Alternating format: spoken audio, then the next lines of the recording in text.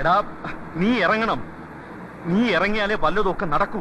പ്രണയിനിയെ സ്വന്തമാക്കാൻ വാഹനാപകടം ഉണ്ടാക്കി രക്ഷകനായി എത്തിയ യുവാവിനും സുഹൃത്തിനുമെതിരെ കൊലപാതക ശ്രമത്തിന് കേസ്. എന്റെ ഐഡിയ പോയി, നിന്റെ ഐഡിയ നിന്നെ ഞാൻ കൊന്നേനെ പട്ടി. സ്കൂട്ടറിൽ യാത്ര ചെയ്യുന്ന യുവതി, അവരെ പിന്നാലെ എത്തുന്ന ഒരു വാഹനം റോഡിലേക്ക് തട്ടിയിട്ടിട്ട് നിർത്താതെ പോകുന്നു.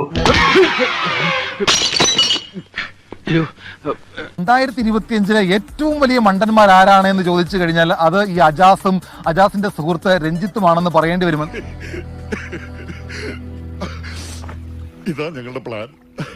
ഇത്രേ ഉള്ളൂ ഞങ്ങളുടെ ബുദ്ധി. ചീറ്റി പണ്ടാറൊടുക്കി പോയി.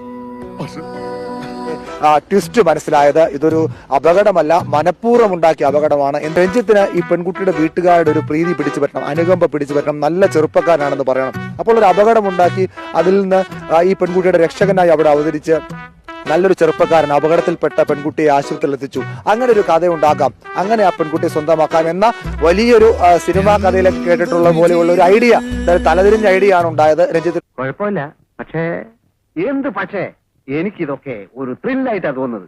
ജീവിതത്തിൽ എന്തെങ്കിലുമൊക്കെ ഒരു തമാശയൊക്കെ വേണ്ടേ? പെറ്റ തള്ള പറഞ്ഞു രാമനുണ്ണിക്ക് ഭ്രാന്താണ്, ചങ്ങാതിമാർ പറഞ്ഞു, നാട്ടുകാർ പറഞ്ഞു. അപ്പൊ ആരും ഇല്ല, ഒരു പക്ഷിക്കുഞ്ഞു പോലും ആ ഏരിയയിലില്ല. അപ്പൊ നീ വളരെ കാഷ്വൽ ആയിട്ട് അവളുടെ പുറകെ വളരെ ഇന്നസെന്റ് ആയിട്ട് ഇങ്ങനെ നടന്ന് അങ്ങോട്ടും ഇങ്ങോട്ടും നോക്കി ആരും ഇല്ലെന്ന് കാണുമ്പോ ടക്ക് നീ മാല മുടിച്ചോണ്ട് അങ്ങ് ഓടുന്നു.